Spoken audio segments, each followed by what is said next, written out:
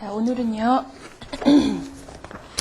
저기 50페이지를 피시고요. 50페이지 피시고요. 저희가 이 50페이지 전에 제 5주 강의가 있거든요. 요거는요, 제가 윤회 다시 한번 쭉 한번 정리하고 부정관 할 때 같이 하겠습니다. 그래서 6주 오늘 강의 나가겠고요. 그리고 뒤에 보시면요, 저기 179페이지 오늘 이렇게 비도 오려고 그러고 날씨가, 저는 이제 이런 날씨를 참 좋아해요. 근데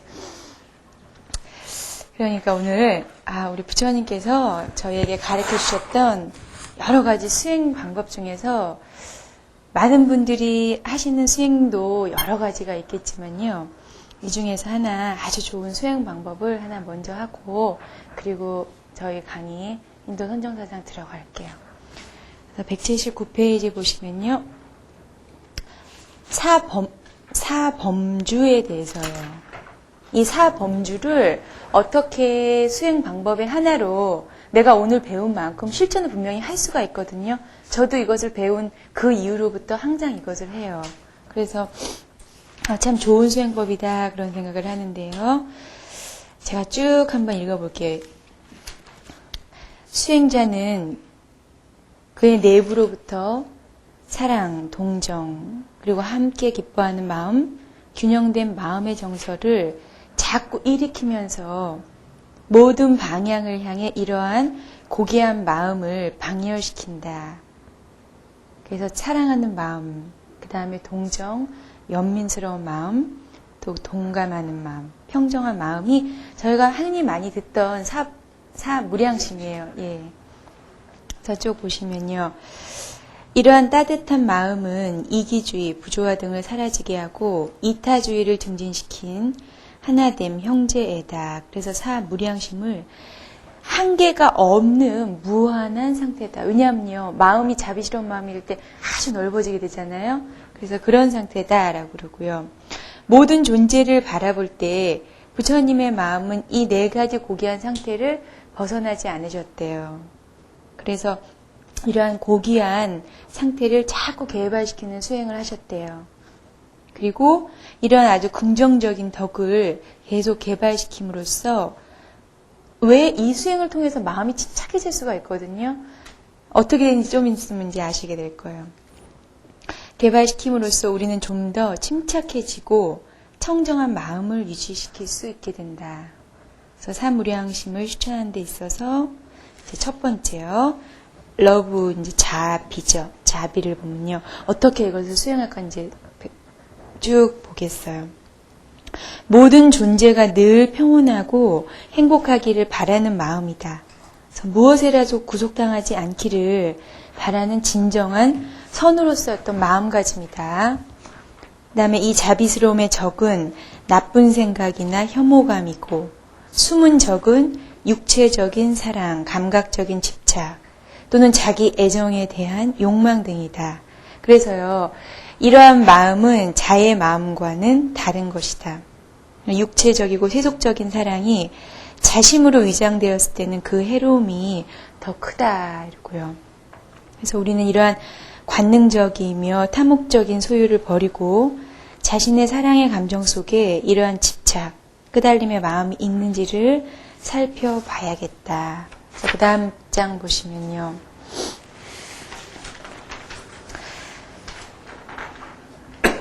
그러나 저희가 이제 살아가면서 맨 위에 거는 그거예요. 사랑, 애별이고거든요. 사랑하는 사람과 헤어지는 것은 슬픈 거다 이 말인데요. 진실로 우리가 자비스러운 마음을 갖는 게 얼마나 힘든가. 누군가를 사랑함에 있어서 열정이나 끄달림이 없이, 또는 나의 것이라는 것이 없이 마음을 낸다는 것이 가능한 것인가. 왜냐하면 저희가 계속 아에 국집되어 있기 때문에 이런 마음을 내기가 힘들다는 것이죠. 사람이 너무도 나에게 집착을 하고, 또 이것저것에 대한 구별, 또 인간관계에서 내가 만들어 놓은 구별의 벽이 있는 한 진정한 이러한 사랑, 자비의 마음은 찾기 힘들 것이다. 그러나 만약에 조금이라도 그것을 실천해 본 사람은 분명히 이것이 가치가 있음을 알게 돼요. 알게 되고 이러한 덕목에 자꾸 익숙해져요. 나 스스로가. 어떠한 상황에 부딪혀도 이 마음이 자꾸 생기게 되거든요.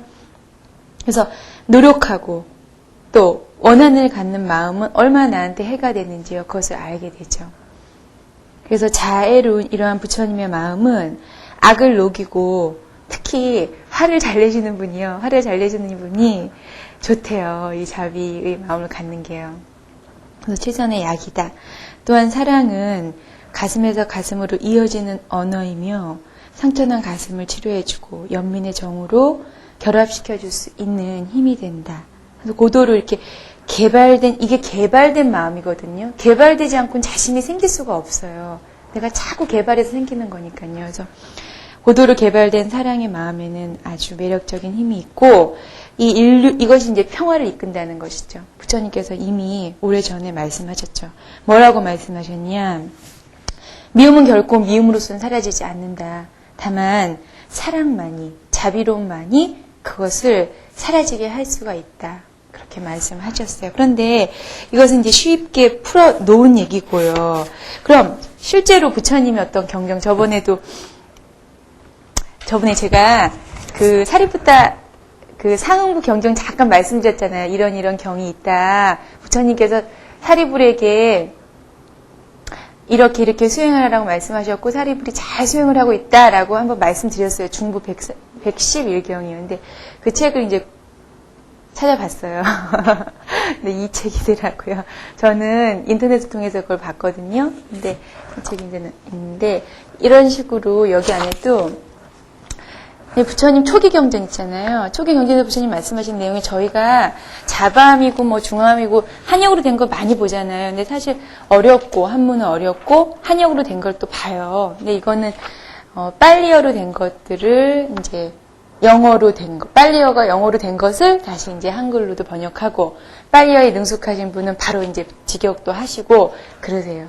그런데 이런 식으로 이제 책이 네네. 고향소리에서 많이 작업을 하시죠. 근데 여기 지금 이제 자심을 하면 저기 143페이지를 한번 보셔요. 예, 143페이지 143페이지를 보면요. 제가 이걸 왜 말씀드렸냐면요. 이런 식으로 초기 경전 안에는요. 부처님이 이렇게 수행을 하라라고 쭉 얘기가 나와요. 자기 습성에 맞는 수행법을 적당하게 취해서 해라. 이렇게 말씀하시는데요. 그 많은 내용 중에서 143페이지에 보시면요. 사범주수수법이 나와요. 오늘 지금 뒤에서 했던 거요. 왜 사범주라고 그러고 이건 브라마 위하라라고 그러는데요. 이것을 왜 수습하는가 쭉 한번 볼게요. 이는 성스럽고 숭고한 마음 상태를 개발시키는 수행 방법이다. 자꾸 개발시킨다는 거예요. 사실은 번뇌를 없애고 이런 숭고한 마음을 개발시키는 것이 저희 선의 목적이기도 해요. 그래서 이렇게 숭고한 마음 상태를 개발시키는 수행 방법이고 범주처 개발은 이 네 가지 자질을 체계적인 정수행의 주제로 삼는다는 거예요. 체계적인 정수행의 주제.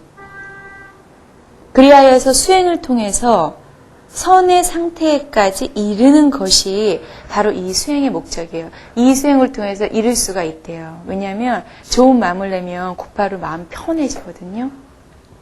그래서 이제 이것은 쭉 보면요. 즉 고귀한 마음 상태 그리고 범주처라고 하는 것은요. 브라흐만과 같은 거주처에 마음이 언제나 편안하게 머무르기 때문에 범이 주하는 처다. 이렇게 말씀드리는 거예요. 또한 무량심이라고 하면 왜 무량심이라고 그러냐? 무량하기 때문에 마음이 한없이 끝이 없기 때문에요. 그래서 대상이 어디에 한계되지 않고 그렇죠. 모든 존재에 두루 다 미치기 때문이다. 그래서 네 가지 이 마음가짐은 중생을 대하는 데 있어서 올바른 자세고 가장 이상적인 자세이기에 거룩한 마음가짐이라고 한다. 그래서 이제 범주 수행은 이 네 가지를 각각 체계적인 정의 수제로 잡는데요. 오늘은 그 중에서 첫 번째 것, 자에 대해서를 보면요. 요 자에 대해서는요, 참 많은 경우에 나와요. 그래서 66번의 주를 보시면요. 딩하야니까야 해서 장부를 말하는 거고요. 주요. 66번. 여기도 나오고, 단맛바나라는 것은 우리 법구경이요. 법구경을 단맛바나라고 그러고요. 그 다음에 쌍유따니까야. 이건 이제 상응부요. 부처님 초기 경전이라고 아시면 돼요. 빨리 오고요. 상유가니까 이렇게 나오고, 우다나. 이제 우다나 자경이라고 해요. 자경. 이 각각의 경 안에 단맛바나 우리 법구경이 굉장히 책으로 봤을 땐 두껍잖아요. 두껍고 한번 보려면 마음 먹고 이제 처음부터 끝까지 읽게 되는데요. 사실 그것도 빨리 경전상으로 봤을 때는요. 소부에 들어가요. 작은 부예요. 그런데 이제 법구경 뭐 짜따까, 수다니빠따 다 소부에 들어가는 것이거든요. 그리고 뭐 딩하야니까 같은 경우는 장부라고 해서 부처님의 긴 말씀이 쭉 나오고요. 더 긴 말씀이요. 근데 여기에 어떻게 나왔는지 한번 보면요. 자다, 맺다라고 그래요. 맺다라고 그러는데요. 이것은 내가 이제 수행을 하는 거예요. 자비 수행을. 자비 수행은요. 일체처 모든 사람한테 다 이익이 된대요. 자비 수행은요. 일체처, 업처 세 가지 중에 하나가 이 자비 수행이거든요. 그럼 자비를 키우는 모습이다. 마치 아기를 키우듯이 자비를 키우는 거예요. 그래서 이 자비경에 아주 자세히 나오고 있어요. 어떻게 하냐. 수행자는 우선 근심거리를 없애야 된다. 근심거리를 없앤 다음에 스승에게서 자비 수행에 대한 이 업처를 자세히 어떻게 하라고 배운 다음에 공양을 하고요. 이제 졸음이 오면 안 되니까요. 식곤증을 없앤 다음에 조용한 곳에 가서 편안히 앉아 수행을 시작하기 전에 먼저 이와 같은 마음가짐을 갖는 거예요. 내가 화내는 마음이 얼마나 나에게 허물이 되었었던가. 그리고 내가 참았던 마음은 얼마나 나에게 이익이 되었던가.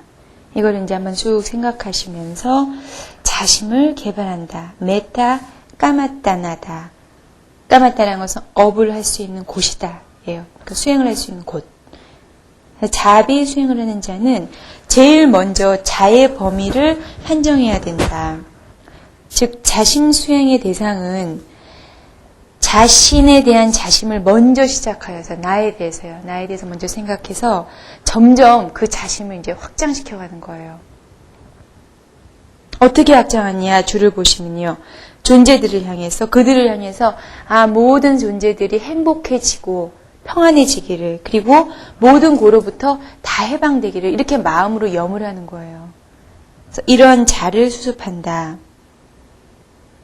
그래서 그 다음에 이제 스승에게, 다음은 사랑하는 사람에게, 이게 범위가 넓어져. 그 다음에는 미워하지도 좋아하지도 않는 사람에게, 다음은 적대하는 사람에게, 또는 미워하는 사람에게, 모든 사람에게 자심을 뻗친다. 처음엔 자기한테 하고요. 그 다음에는 쭉쭉쭉 해서 좋아하지도 싫어하지도 않고 그 다음에 마지막으로는 내가 정말 만나기 힘든 사람 있잖아요. 그 사람을 향해서도 자심을 한다는 거예요. 저도 이 자심 수행 배운다면은 이 수행을 조용히 해요. 어려운 곳에 가기 전에는. 근데 그러면 정말 좋아요. 왜냐하면 상대방을 만날 때 이미 내 마음이 풀어져 있으면요. 몇 번 대화를 하게 되면 금방 알아요. 서로 마음이 이제 교감이 돼요. 그러면 이제 싸울 일도 없고, 화낼 일도 없고, 편해지죠. 모든 삶 자체가 편안해지는데, 참 그 자심수행이 좋은 것 같더라고요. 이것은 봤을 때요, 차별의 마음을 완전히 없애고, 모든 사람에게 사랑을 뻗쳐야 한다라고 그런 거예요. 차별의 마음 없애고. 이렇게 되면은 상사 영상이 처음 나타나게 된다. 이 상사 영상이란 말이 전문 용어인데요. 어렵게 생각하지 마시고요.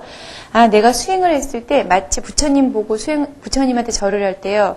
절을 하고 나서 눈을 감고 있을 때 부처님의 모습이 영상으로 떠오르잖아요. 그건 이미 나한테 이제 각인이 되기 시작하는 거거든요. 그런 식이에요. 자비 수행도 자심을 내가 마음에서 계속 두게 되면 인처럼 마음에 찍히게 된대요. 그래서 어느 곳에 가도 자심이 이렇게 두루두루 생각이 난다고 그러거든요. 그것이 이제 상사 영상이라고 생각하시면 되겠고요.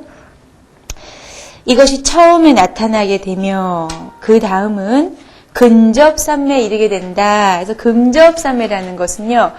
말 그대로요. 삼매에 근접하는 것이에요. 그럼 근접삼매보다 더 나아간 단계는 몰두삼매예요. 완전히 몰입된 삶이에요. 저희가 자선을 할 때도 처음에 마음가짐이 요동하면서 이렇게 정으로 들어가는 순간이 있잖아요. 그때가 근접산매예요. 엑서스 되는 단계다. 그 다음에 업저성, 그래서 완전히 몰두되는 단계다. 그러는데요. 처음에 이 자심 수행을 통해서 143페이지입니다. 자심 수행을 통해서 근접산매에 이르게 되고, 그 다음에 몰두적 산매. 몰두적 산매가 바로 4선이에요. 4선 8장의 4선. 초선, 제2선, 제3선 쭉 나가는 거예요. 그래서 몰두적 산매인 초선에까지 이르게 된다. 그래서 자신 개발하는 방법을 사실은 이거가 지금 이 페이지가 굉장히 줄여놓은 거예요. 자심 수행에 대한 것도 한 이 정도의 한 권으로는 돼요. 내용이 쭉 나오는데요. 이렇게 쭉 나오면서 그러면 자심을 우리가 수행했을 때요. 이러한 개발에 대한 과는 뭐냐. 인이 있고 과가 있잖아요. 내가 자심이라는 인을 생기게 한다면은 자심 결과 과가 생긴다는 것이죠. 어떠한 과가 생기냐. 바로 그것은 느낄 수가 있어요. 마음에서요. 욕망의 끈이 풀어지게 돼요. 타인에게든 누구한테든 바로 어느 순간에든지요. 자비를 내면은 끊어지게 되고요.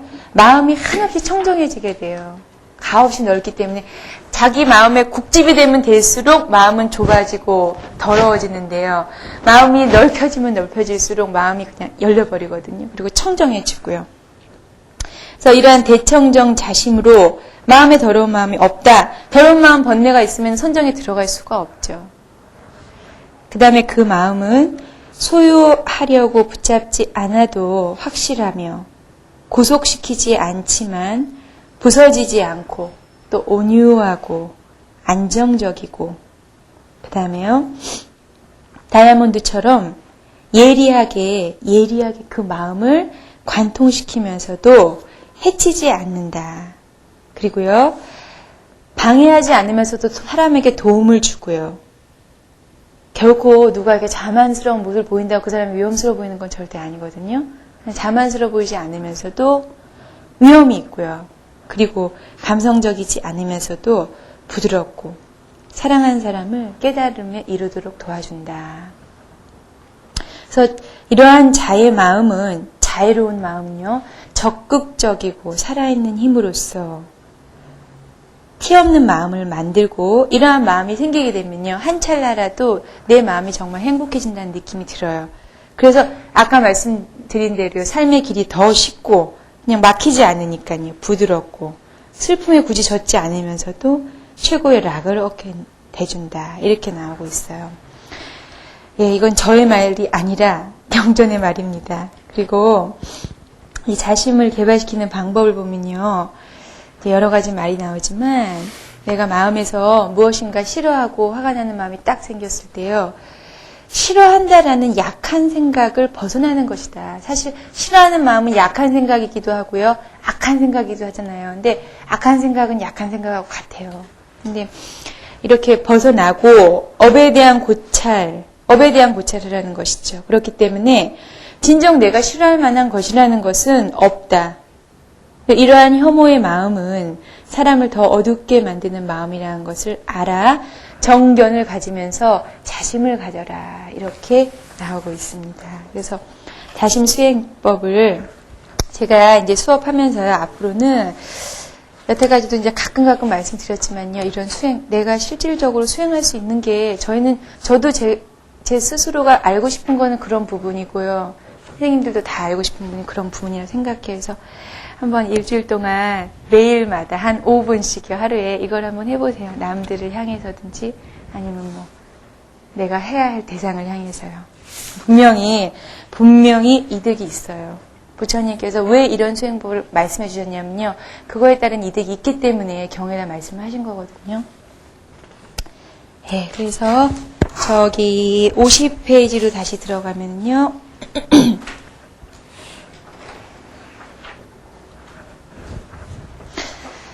쭉 한번 이제 볼게요. 실화의 깨달음과 식심견성이다. 견성 많이 들었죠, 저희가. 실아를 깨닫는 것이다. 이제 여기서 이제 무슨 내용이 쭉 전개가 되냐면요. 그 인도 고대의 철학자들은 실아를 깨닫는 것을 최고의 자유로 보았어요. 실아를 깨닫는 것을 최고의 자유로요.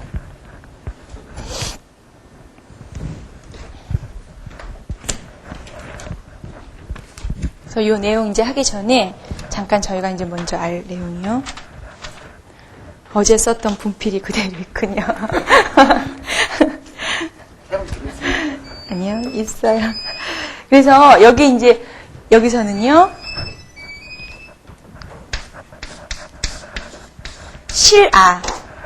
실아를 깨닫는 것이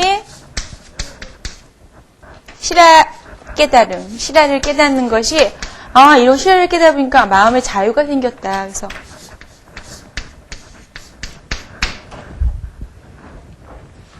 그럼 여기서 말하는 실아는 고대 인도 철학자들이 생각해낸 가장 세련된 자아라는 거예요. 가장 고도로 정제된 세련된 자아다. 이것이 바로 실아다. 그래서 이것을 깨달으면은 자유를 얻는다. 이렇게 말하는 거예요. 그렇지만 부처님께서는 뭐를 깨달아야지 자유를 얻을 수 있다고 말씀하셨냐면요. 실아라고 하지만 여기서 이 아를 무아라고 보는 거죠. 무아. 그래서 이제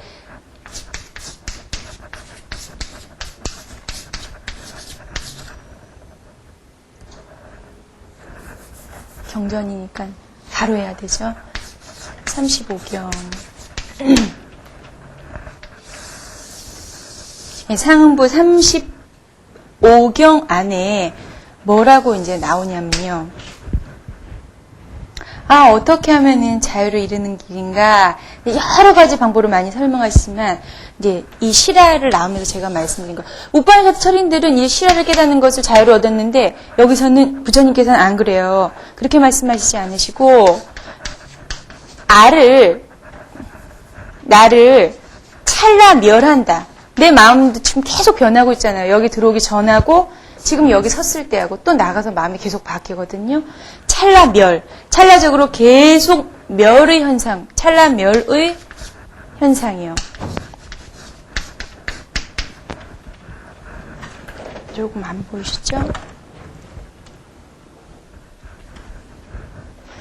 찰나멸의 현상, 왜냐하면 밤낮 없이 계속 다르게 변하니까 이 찰나멸의 현상으로서 자아를 보아라. 그럼 이 자아는 곧 무엇이냐? 무아라고 그러신 거죠. 무아. 나라고 할 것은 없다. 무아라고 그러는 거죠. 그러면 왜 우리가 나라고 할 것은 없다. 무아를 보게 되면 어떻게 해서 이 자유를 깨닫게 되느냐면요. 이것은 구체적으로 접근을 할 수가 있어요. 무아를 깨닫게 되면 일단 내가 무아라는 생각을 하면 집착이 없어진다는 것이죠. 집착하는 마음이 없어지잖아요. 내 마음 안에서. 그럼 집착이 없어지면 또 어떻게 되느냐. 집착이 떨어져 나가니까 마음 불안하지가 않아요. 정의 특징이 뭐죠? 부동심이거든요. 정이요, 정. 불안하지가 않는 거예요. 집착하지 않으면 불안하지 않고, 불안하지 않으니까 자연히 아만도 다 떨어져 나간다는 것이죠. 아만심도 다 떨어져 나가고, 이렇게 되면은 내 스스로가 이제 이렇게 생활을 하게 되면 자연히 삶 자체가 초연한 삶을 살게 된다는 것이죠.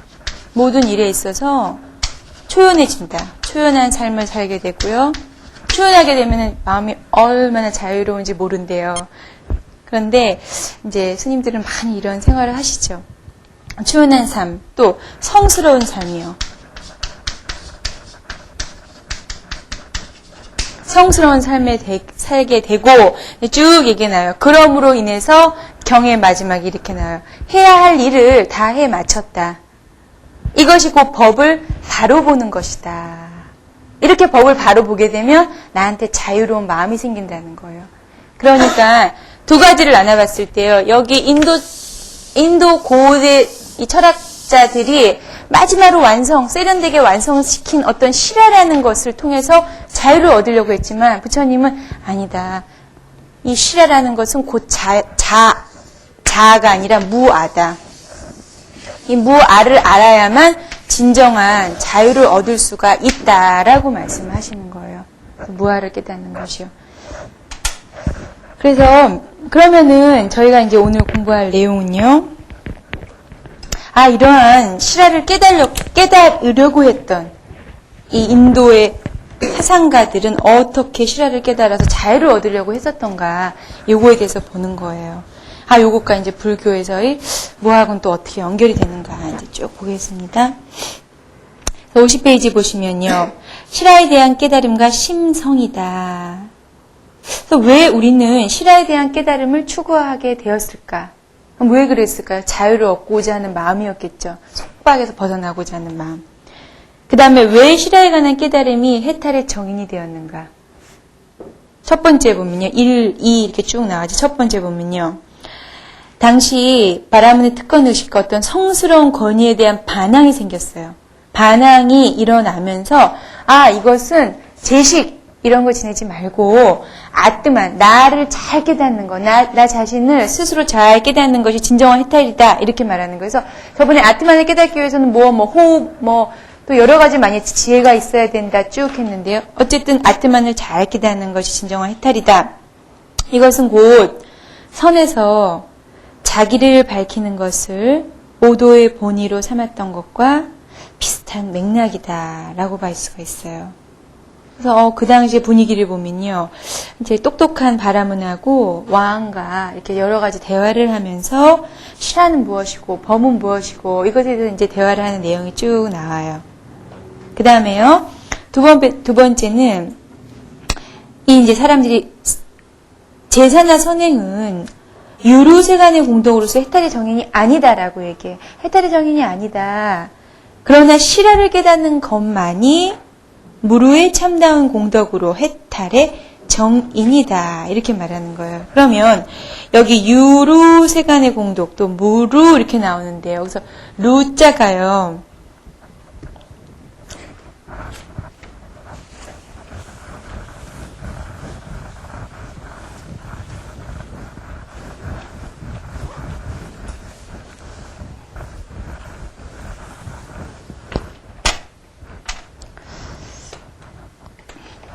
루가요. 이게 번뇌 루자거든요. 번뇌 루자예요. 그래서 부처님께서 누진통, 부처님의 육신통 중에 마지막이 누진통이에요. 누진통이 뭐냐면요. 모든 번뇌를 다 멸한 신통력이에요. 모든 번뇌를 다 멸한 신통력이다. 그래서 저희가 이제 번뇌하면 누라고 그러는데요. 왜 번뇌냐 볼 때요.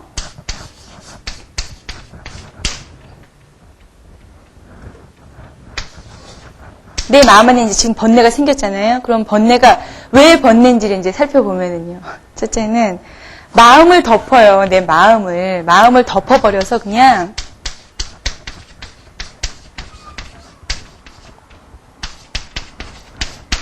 마음을 덮는다.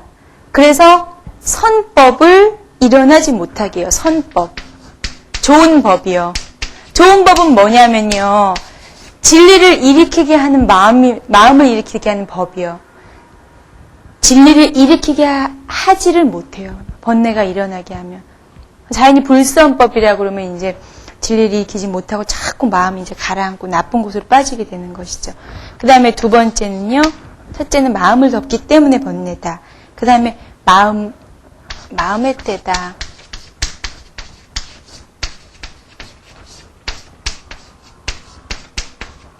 때고자죠. 마음의 때다. 그래서요.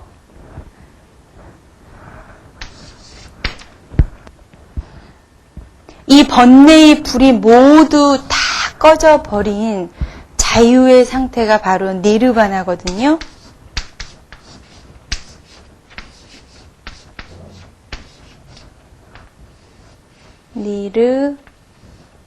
니르바나라는 것은 이제 열반이죠, 열반. 그래서 이러한 마음의 때가 다 벗어버려서 불에 다 타버려서 깨끗이 소멸된 상태가 부처님의 이러한 열반의 상태라고 합니다. 고요한 상태다. 다 꺼진 상태다. 이제 누 얘기가 나와서 잠깐 봤어요. 어쨌든 이렇게 이 사람들도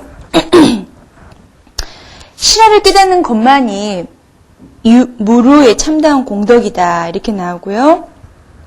이걸 봤을 때 우리 달마스님께서 이렇게 말씀하셨잖아요.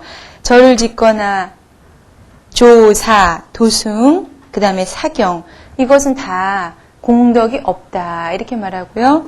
그러나 자기 자신을 규명하는 것, 이것만이 참다운 공덕이다 이렇게 말씀을 하시죠. 그래서 그 위에 잠깐 영어 나와 있는 거 보면 이거는 이제 찬도가 우파니샤드 안에 나오는 내용인데요. 이렇게 나와요. 자아와 이러한 진정한 실화를 발견하고자 하는 진실된 바램을 발견하지 않는다면은 그 사람에게는 어떠한 세상에 있어서 자유가 없다. 그러니까 나를 자꾸 규명하고 밝혀내려고 해라. 그래야만 내가 이 삶 속에서 자유를 얻을 수 있다. 이렇게 나오고 있고요. 그 다음 장 보시면요. 그래서 실화를 아는 것만이 고뇌를 초월하여서 피안에 이르는 길이다. 고뇌를 초월해서 피안에 이르는 것이다. 그래서 이 당시에는 마치 저희 이제 불교에서 소승 대승 간의 어떤 대립처럼요. 이때도 베다하고 우파니샤드 간의 대립이 있었대요. 그래서 베다 같은 경우는 더 낮은 지식이다. 그래서 베다에 관한 지식, 천문학 또는 문법 이런 것은 좀 더 낮은 지식이고 좀 더 높은 지식은 우파니샤드에서 설하고 있는 이러한 범신에 이르는 어떤 지식. 다 이제 이들 간에도 또 이런 대립이 있었나 봐요. 그래서 이제 이렇게 보면요. 여기는 우파니샤드에서 자아에 대해서요. 신을 찾고자 함에 있어서 자아를 또 이렇게 분리해서 봤을 거 아니에요. 자아는 도대체 뭐로 이루어졌을까? 그래서 이런 아래와 같은 규칙을 만드는 거예요. 3중의 자아, 그 다음에 5중의 자아. 이게 이제 점층적으로 이제 넓어지거든요. 첫 번째 봤을 때요. 3중의 자아 첫 번째 보면요. 형체를 가진 자아다. 그래서 신체예요. 그 다음에 두 번째는 개인의 영혼이 되는 자아다. 개인의 영혼이 되는 자아다. 그 다음에 세 번째는요. 무상의 자아다. 그래서 어떤 우주적인 자아로서 주관, 객관의 구별이 없는 자아다. 그래서 정리하면 첫째는 물질의 몸이고 두 번째는 영혼의 몸이고 세 번째는 보다 근원의 몸이고 이렇게 정리를 했고요. 그 다음에 이제 오중의 자아로도 또 정리를 했어요. 오중의 자아는요. 첫째는 식물에 의존하는 자아로서 육체와 물질계에 나타난다. 두 번째는요. 생기에 의존하는 자아로서 제1 안에 있다. 일체 생물의 생명이다. 그 다음에 세 번째는요. 생각에 의존하는 자아로서 자리적인 자아로 제2아에 있다. 그 다음에 심식에 의존하는 자아로서 제3아의 심오함에 있다. 그 다음에 맨 마지막에 보시면요. 이것은 행복에 의존하는 자아로서 자연과 인간의 최심, 최오한 내 아이다. 그래서 언어 사량이 미치지 않고 가히 설할 수 없고 헤아려 볼 수도 없고 행복에 의해서만 나올 수 있는 것은 바로 이 내아에 있다. 가히 볼 수 없는 이 내아를 증득했을 때 안식을 얻고 행복을 얻는다. 이렇게 나왔는데 우리 불교에서도요. 신체와 정신에 작용하는 5가지 규칙이 있어요. 그것이 뭐냐면요. 저기 174페이지에 보시면요.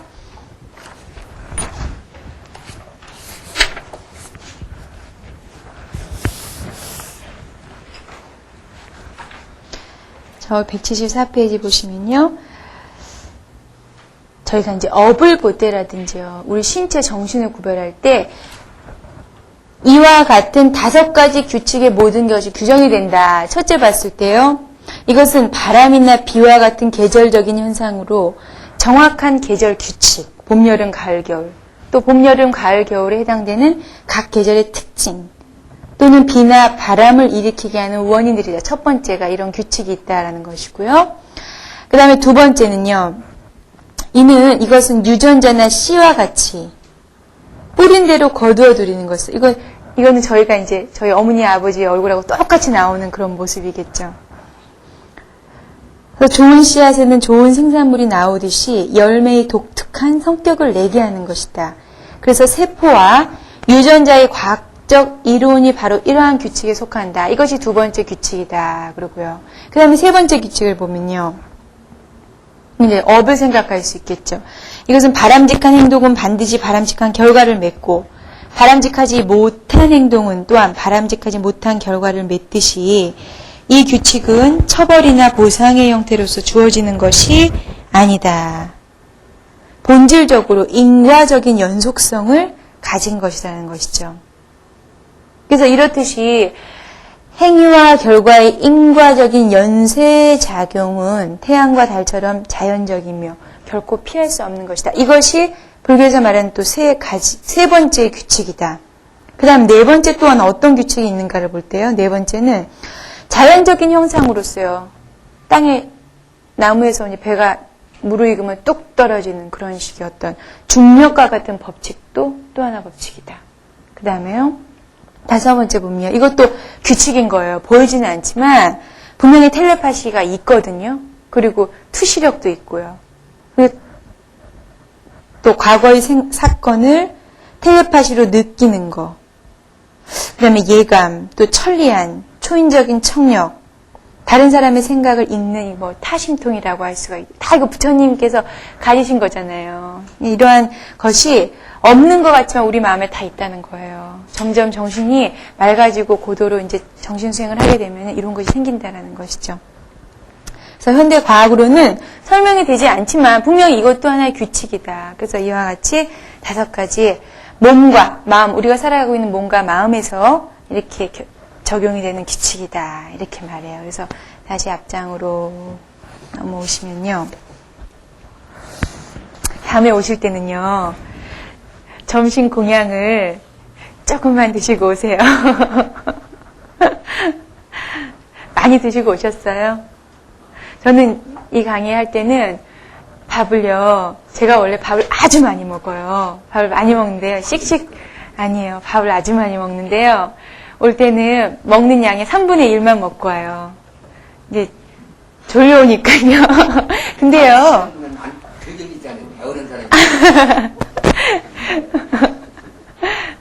아니에요. 저 됐어요. 근데 그러셨어요. 부처님께서 피곤해서 잠 오는 거 이것하고 깨닫는 거하고는 아무 상관없다고 그러셨어요. 어떤 외도가 오셔서 부처님께 아니 부처님은 왜 깨달으신 분이 이렇게 누워서 주무셨잖아요. 왜 주무시냐고 그러니까 큰 소리를 그러셨어요. 깨닫는 거하고 자는 거 무슨 상관이 있냐고. 피곤해서 졸려올 때는 물론 그 전에 여러 가지 이제 잠을 쫓는 방법이 쭉 있어요. 그렇지만 그래도 안 될 때가 있잖아요. 우리는 육체에 의존하고 있는 자아이기 때문에 몸이 피곤할 때는 자야 돼요. 한 5분이라도 눈은 아주 숙면 푹 자고 정신을 차리고 다시 공부를 해야 되거든요. 근데 이런 상황에서는 또 참기가 힘들죠. 그래서 맞아요. 예. 그래요. 그래서 여기 이제 우파니샤드에서도 그 이제 쭉 자아에는 자아를 규명할 때 이런 식으로 이제 규정을 했다라는 게 있고요. 그 다음에 52페이지 보시면요. 52페이지예요. 실할 불사 불멸이다. 그래서 이제 형체와 실화를 이제 구별했어요. 형체는 어떤 집이다라고 그러고요. 실화는 진실된 나는 집 안에 있는 어떤 주인이다. 그래서 만약에 실화가 형체를 띄었을 때는 고락의 매임을 벗어나지 못한다. 고통과 기쁨의 그 안에서 벗어나지 못하고 계속 돈다는 것이죠. 이 몸 안에 구속됐을 때는요. 그런데 만약에 실화가 형체로부터 자유로워졌을 때, 형체에 의존하지 않게 됐을 때는요. 어떠한 즐거움도 어떠한 고통도 그 사람을 건드리지 못한대요. 그래서 이제 여기 고통, 락 이거는 저희가 실존으로 느끼는 문제잖아요. 고통스러움, 또 즐거운 마음 이거에 대해서 이제 얼마 전에요.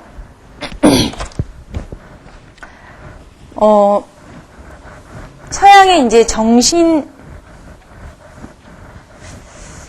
분석학 있잖아요. 서양의 정신 분석학에서 선 명상하고 정신 분석 그 두 가지를 연결해서 서양에서는 정신분석에서 아무리 이 환자를 치료하려고 해도 도저히 치료할 수 없는 부분이 마지막에 이렇게 막다띠되는 거예요. 인간의 정서를 고칠 수 없는 부분이에요. 근데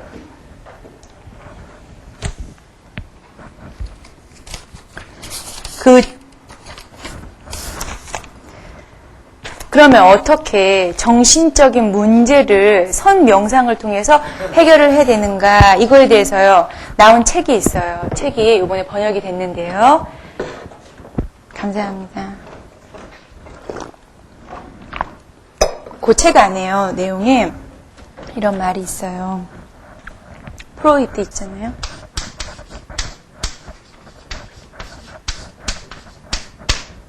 정신세계에서는 굉장히 중요하신 유명한 학자인데요. 프로이드가 쓴 여러 가지 명저 중에서요.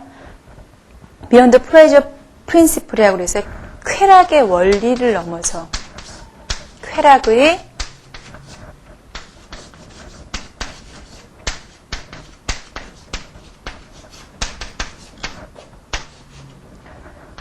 원리를 넘어서라는 책이 있어요. 여기서 이런 말을 해요. 내 안에 이제 고통스러움이 있고 즐거운 마음, 이런 마음 있잖아요.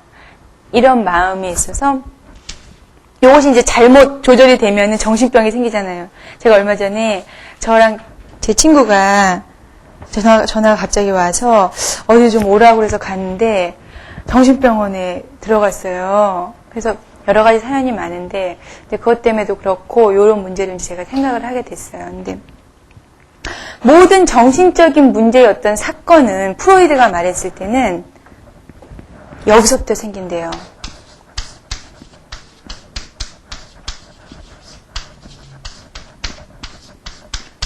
불유쾌한 긴장감. 정신병의 문제가 불유쾌한 어떤 긴장감 있잖아요. 그런데 이 불유쾌한 긴장감이 왜 생기냐면요. 내 마음 안에 고통스러운 괴로운 느낌 있잖아요. 이러한 고통의 마음을, 고통을 받아들이지 않고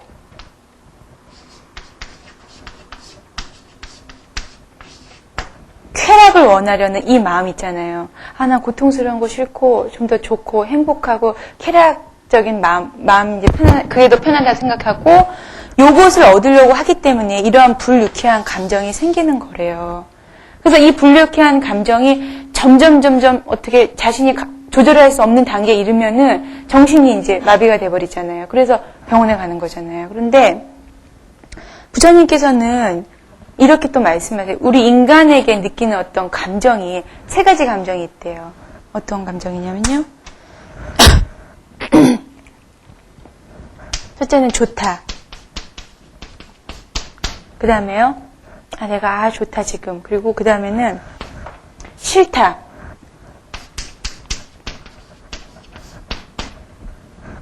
그 다음에는 그저 그렇다. 좋지도 않고 싫지도 않은 느낌 있잖아요. 그저 그렇다. 이게 이제 표현을 하자면 이거예요. 이것을 학문적인 용어는 또 이제 여러 가지로 표현되는데 좋다, 싫다, 그저 그렇다. 이 세 가지 느낌이 우리한테는 있대요. 그런데 이 세 가지 느낌에는 공통 분모가 있대요. 뭐냐면요. 변천한다는 거예요. 변하잖아요. 어저께 나 좋았다가 지금 졸려오니까 좀 마음이 좀 이렇게 흐리멍텅해지고 이럴 수도 있잖아요. 변한다. 곧 이것이 이제 무상하다라는 거예요. 무상함. 무상한 거예요. 계속 변하니까 무상하잖아요. 이 무상함의 보편적인 속성이 우리에게 드는 감정의 모든 거에 항상 있다라는 거예요. 그래서 바로 무상하다. 무상하기 때문에 집착을 하지 말라는 거예요. 어떤 감정이 들 때라도 무상함을 바로바로 철변하라고 그러거든요. 그래서요. 그 말씀하세요. 인사이트. 통찰해라. 무상한 것을 계속 통찰하라는 것이죠. 그렇게 되면 어떻게 되느냐. 바로 아까도 무아를 깨달았을 때와 마찬가지예요. 집착이 떨어져 나간다는 거예요. 무상하니까 지나가겠지. 좋으면 아유 뭐 또 지나가는 문제다 이렇게 생각하게 되면은 집착이 없어지게 됨으로 인해서 집착이 떨어지게 되면 마음이 자유로워지잖아요. 마음이요. 제가 이렇게 보니까 그날도 이제 그 친구의 마음을 보니까 뭐에 꽉 막혀 있는 거예요. 막혀 있기 때문에 자유롭지 못해서 병이 생기거든요. 근데 부처님이 해탈된 사람의 특징은 마음이 무한대로 열려 있어요. 마치 허공과 같이 마음이 확 열려버리거든요. 그러면 어떤 것에 집착이 안 생기잖아요. 근데 그래서 무상을 느끼게 되면 곧 집착을 하지 않게 되고 그렇기 때문에 어떠한 긴장감이나 이러한 여러 가지 감정에 있어서 좌지우지되지 않고 항상 평등한 마음 상태가 유지가 된다. 근데 이게 정말 힘든 문제죠, 우리가. 그렇지만 저는 그렇게 생각해요. 저 자신도 고도자라는 단어를 참 좋아해요. 제 자신이 깨우친 것도 없지만 고도를 하는 사람이기 때문에 이런 것을 자꾸 하다 보면은 아무래도 조금 더 나아지고 그러지 않을까 이런 생각이 들어요. 그래서 옛날에도요, 그러니까 여기도 그러잖아요. 형체를 띄었을 때 실화가 어떤 형체를 띄었을 때는 고락의 매매 계속 흔들리게 된다. 그때도 이제 고민해 보니까 이렇다는 것이죠. 그렇지만 뭔가 형체로부터 의지되지 않았을 때는 자유로워진다. 그렇죠? 그렇지만 그러나 여기 디귿번 보시면 52페이지에 디귿번 보시면요. 실화라는 것은 형색은 볼 수 없지만 그 실제 자체는 의심할 수가 없다라는 것이죠. 의심할 수가 없다. 마치 물 속에 쏜 것 같다. 그래서 이제 그 밑에 내용을 우파니샤드에서 이제 우파니샤드가 비밀리 서로 마주 앉아서 얘기하는 거잖아요. 그런 책이잖아요. 거기에 이렇게 나오는 거예요. 아버지하고 아들 간의 대화인데요. 이 소금을 물에 담그고 내일 아침에 와 보아라. 아버지가 아들한테 말한 거예요. 아들은 그대로 했다. 아침에 되자 아버지는 아들에게 말했다. 내가 어젯밤에 담가두었던 소금을 꺼내라. 아들은 아무리 찾아봐도 소금을 찾을 수가 없었다. 총명한 아들아, 소금은 볼 수 없을 것이다. 그러나 소금은 그대로 그 안에 있다. 이제 맨 위 포면에 있는 물의 맛을 보거라. 맛이 어떠느냐? 짭니다. 그럼 물 속 중간쯤에 있는 물의 맛을 보아라. 짭니다. 그럼 이제 맨 밑바닥에 있는 물의 맛을 보아라. 짭니다. 그래, 그 물을 버리고 다시 내게 오거라. 아버지의 말씀에 따라 아들은 그대로 하면서 생각을 했다. 소금은 눈에 보이지는 않았지만 계속 그 안에 있었구나. 이렇게 생각을 하는 거예요, 아들이. 아버지가 말씀하시기를 그와 같다, 내 아들아, 그와 같다. 너가 실화라는 것, 너 자신이 실아라는 것이 어디 있는지 보이지는 않지만 그것이 네 안에 참으로 있는 것이다. 이렇게 말을 하는 거예요. 이렇게 해가지고는 저번에도 뭐 가지고 그랬죠? 아버지가 아들한테 또 한번 이렇게 말하면서 했던 거 있었잖아요. 이런 식으로 말을 해요. 근데 자식 교육 시킬 때 이렇게 가리키면은 아들이나 딸이나 참 힘들 것 같았는데, 이렇게 하나하나 이렇게 가리키는 거예요. 여기 안에 너가 있어. 그러니까 너가 너 자신을 이렇게 깨달음에 이르도록 해라. 이렇게 말을 하는 거죠. 그래서 그 다음에 이제 3번 보시면요. 실화라는 것은 아주 서틀하다는 것이죠. 아주 미세하다. 미세한 본질이라는 것이죠. 미세한 본질이다.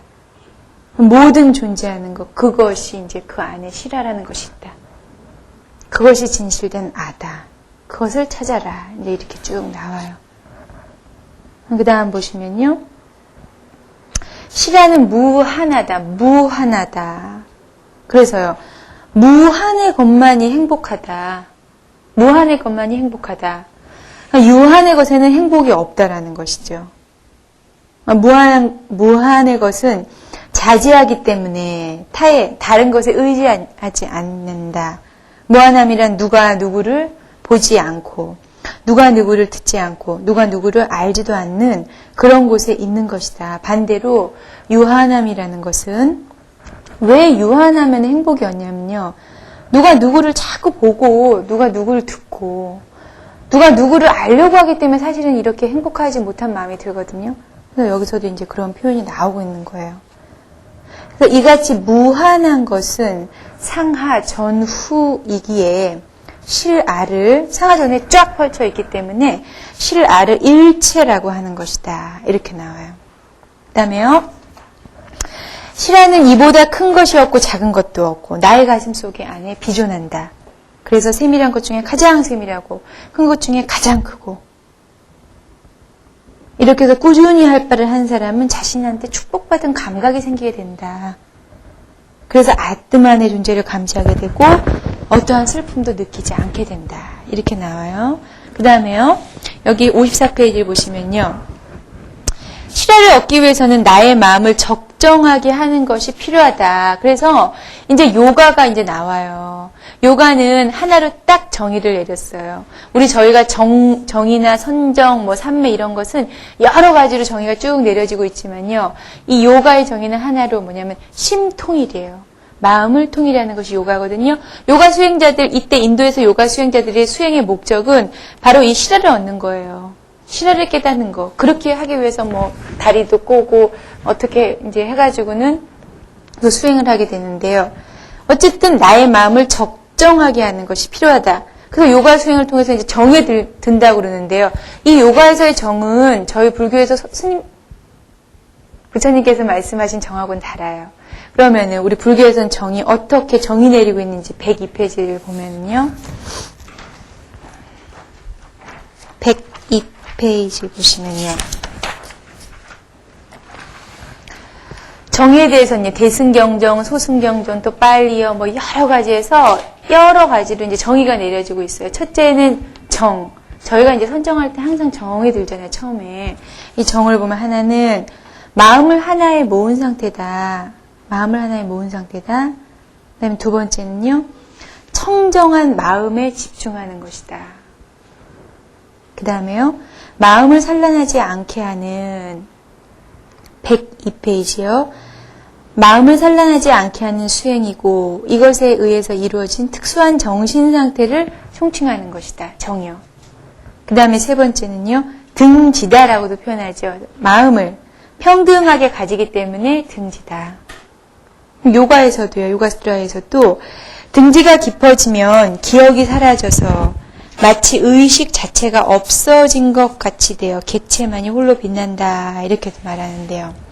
어쨌든 사마디다. 마음을 하나로 모은다. 등지. 그 다음에 103페이지 위에 맨 보시면요. 선나라고도 그래요. 그래서 산스크리트 디아나는 명상하다. 그 다음에요. 숙고하다는 의미로 정려라 번역하며 선이라고 한다. 그리고요. 사려를 고요하게 한다. 마음을 하나의 대상에 전주해서 마음을 하나의 대상에 전주하면서 자세하게 이렇게 사유한다는 것이죠. 자세하게 사유한다는 것은 부처님께서 가르쳐주신 관해라라는 거예요. 모든 것 돌아가는 현상을 부처님대로 본다는 것이죠. 부처님이 보신 그대로. 그 다음에요. 심일경성은 마음을 하나의 대상에 향해서 집중한다는 것이다. 그래서 이것은 정해자성. 이건 이제 빨리 경전에 많이 나오는 얘기고. 그 다음에 이제 지관이라고도 하죠. 지관. 그래서 삿된 마음. 삿되고 이제 찬란한 마음을 여의고 모든 망상, 상념을 그친 마음의 정정이라는 뜻이다. 그래서 이제 위파사나 관과 병에서 지관승이다. 이렇게도 나오고요. 근데 여기서 저희 불교에서는 이렇게 선의 정에 대해서 쭉 정의를 쭉 여러 곳에서 내리고 있어요. 그렇지만 여기 54페이지 여기서요. 다시 이제 앞에서 말하고 있는 정은 요가에서 말하는 어떤 정의 상태라고 할 수가 있겠어요. 그래서 그는 움직이지 않으면서 저 멀리까지 가 있고 자고 있으면서도 사방 어디든지 가며 지고의 기쁨 그 자체이며 그것을 초월한 것이니 그 존재를 나 이외에 누가 알겠는가 이렇게 말하고요. 그 다음에 실화를 구하려면 반드시 내 마음 아니요. 이 4개로부터 구해야 된다. 밖을 향해서 구하지 말고 안에서 구한다. 그래서 이제 저희 화두에도요. 회강 반조해라. 회강 자관해라. 이런 말 있잖아요. 내 안으로 빛을 돌려서 밖으로 향하는 모든 빛을 내 안으로 돌려서 나를 관찰한다. 그거잖아요. 이때도 4개를 통해서만 나를 발견할 수 있다라는 것이죠. 그래서 그 보기 힘들고 숨겨진 듯 안으로 들어가 있으며 지혜한 깊숙한 곳에 머무르는 그 오래된 빛인 신을 정신적인 노력을 통해 깨닫게 된 사람은 기쁨과 슬픔을 다 초월하게 된다. 시라는 자제하고 청정하고 광명하고 순선이다. 그래서 광의로 빛나는 자, 영혼의 몸조차 가지고 있지 않으면서 조금도 흠이 없는 자, 감각을 느끼는 신경도 오점도 제약도 가지지 않는 자, 그리고 모든 것을 알며 사방 어디든 존재하고 스스로 존재하는 자다 바로. 그 다음에요, 시라는 또한 절대자이기도 하고 무한자고 무비자고 무상자다. 이게 지금 이 페이지에 나오는 게 시라에 대해서 우파니샤드에 딱 정리가 된 게 아니에요. 우파니샤드 여러 책 중에 시라에 관해서 나온 부분만을 뽑은 거예요. 그렇기 때문에 시라에 대해서는 요 책에 이런 부분, 요 책에 이런 게 이렇게 나오거든요.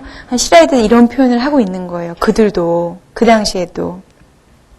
그 다음에 이제 맨 마지막 보시면요.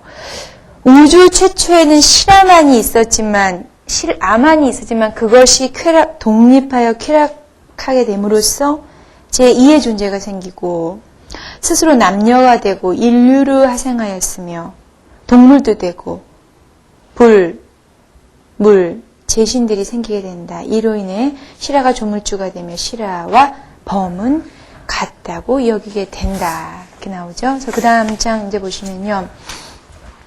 이제 시라, 범신, 이거 이제 마지막으로 오늘 정리가 돼요. 오늘 끝이에요. 여기 보시면요.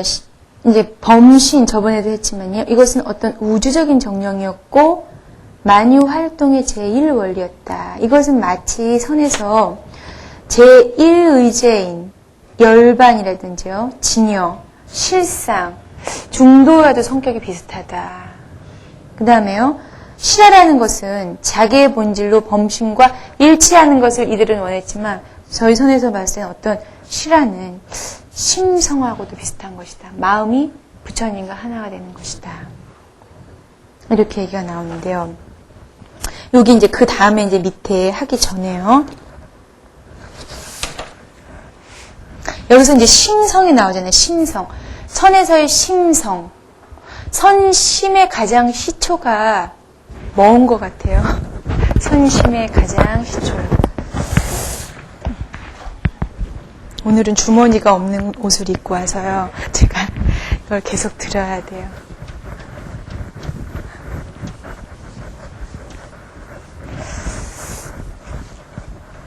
선심이라는 게 참 다가가기도 어렵고 말하기도 어렵고 참 그래요. 근데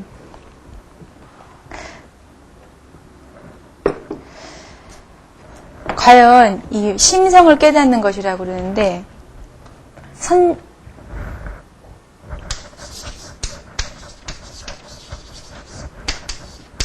선심의 시작은 무엇이었을까?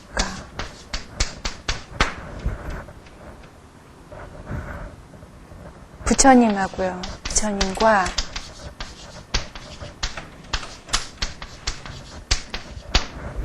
가섭 사이에 있었던 삼처전심이요. 선심의 가장 시초래요. 삼처전심. 다 이제 이 내용은 아시겠지만 삼처전심이요. 세 곳에서 부처님과 가섭 간에 서로 나눈 마음이겠죠. 첫째는 뭐였죠? 다자탑 전의 전심이다. 다자탑.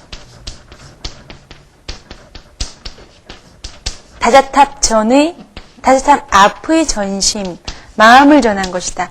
다자탑 앞에서 어떻게 했어요? 부처님께서 가섭에게 반자리 내주거든요. 이것이 첫째 선심이었다.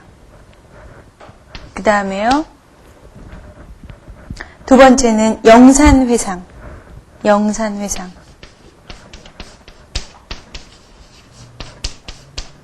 영산회상이 전심이었다. 부처님께서 꽃 하나 드시니까 가섭께서 염화 미소했던 거 있잖아요. 서로 마음, 이심저심했던 그 단계. 이것이 이제 선심의 또 하나의 단계였을 것이다. 그 다음에 세 번째는요. 사라쌍수와의 전심.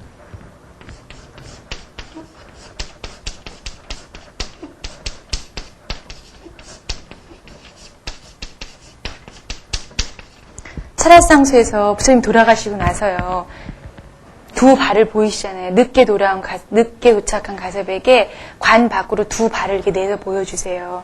요 세 가지 내용을 다 아시겠지만 책에 많이 나와요. 이 내용에 대해서는. 요 세 가지가 선심의 시작이 아니었을까. 그러면 과연 선에서 이 마음은 또 어떻게 여러 가지로 표현이 되고 있잖아요. 이신전심이다.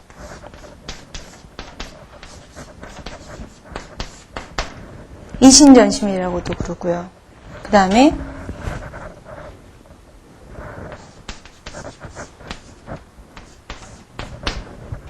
즉심즉불이라고도 그러고요. 이신전심이라고도 그러고 즉심즉불이라고도 그러고요. 그러면 여기서 말하는 이 마음은 과연 어떠한 마음이었을까? 진여심이라는 것이죠. 진여심이요.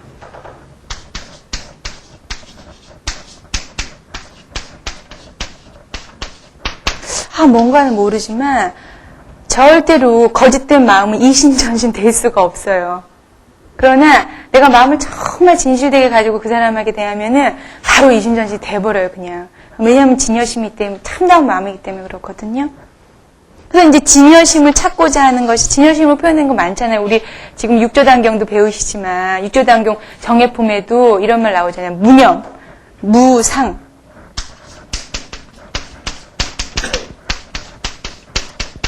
여기서 말하는 영은 망상이죠. 망상념자죠. 망상, 무념, 그 다음에 무상. 이런 마음을 가질 때 무념의 마음을 가지고 진여심을 가지기 위해서 무념의 마음을 가지고 또 무상의 마음을 가지고 또 무주. 주하지 않는 마음. 그래서 저기 육조 해능 스님께서 말했어요. 무념으로서 종을 삼고 무상으로서 체를 삼고 머무름이 없는 것으로서 근본을 삼는다. 육조 해능 스님 말고도 한국에서도 여러 스님께서 정말 진여심을 찾기 위해서는 여러 가지로 표현이 되고 있잖아요. 그래서 이 마음이 무엇인가. 이 마음을 찾고자 했던 것은 시대를 분면하고요. 여러 곳에서 이제 계속 이어지고 있는 것 같아요. 그래서 여기 이제 심성 얘기하면서 잠깐 요거를 봤고요. 그 다음에 범신 얘기는 너무 어려우시죠? 그 다음에는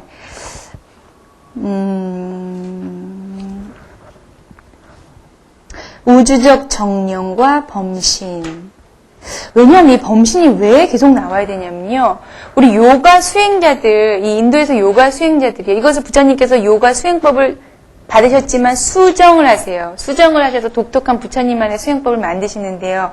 처음에 받아들인 수행법이 요가예요. 그렇기 때문에 요가를 배우는 거고, 요가에서 왜 범신하고 연결되냐면요. 요가 수행자들은 범신하고 일체가 되는 것을 목적으로 수행을 했어요. 그렇기 때문에 범신을 지금 계속 하는 거예요.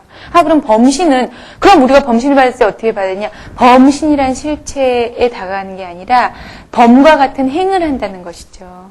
해탈을 하려면은 범신을 알려는 데 있는 게 아니라 범과 같은 행을 함으로써 해탈에 이를 수가 있다라고 말씀을 하세요. 부처님께서도. 그럼 이제 범신을 볼 때는 이 사람이 아니죠. 범신의 행위가 어땠을까? 정신적으로 느껴보는 거야. 우주적인 어떤 정령이고 생기고 생명이었다. 그 다음에 범신은 삼재를 초월하고 인과를 벗어난다. 나의 마음속에 머무른다. 이보다 좋은 것은 없고 그것에 비교될 만한 것은 없다. 그 힘은 다양한 생득의 힘, 지식으로 표현된다.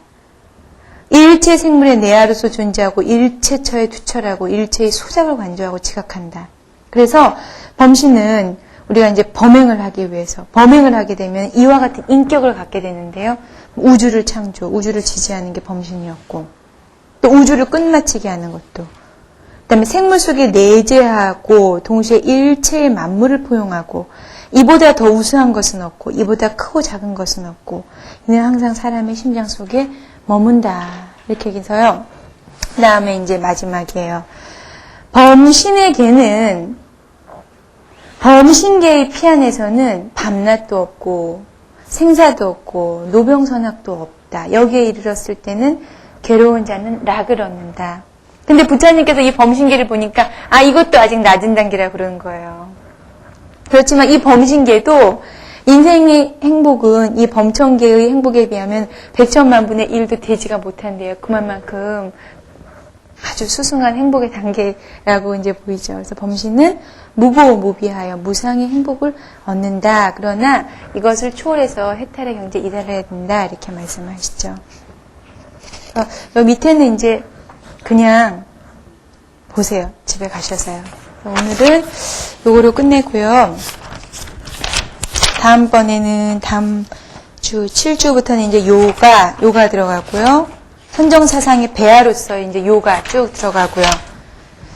이제 부처님의 우리 수행법이 이제 쭉 나오게 돼요. 목탁을 뭐 벌써 드시네요.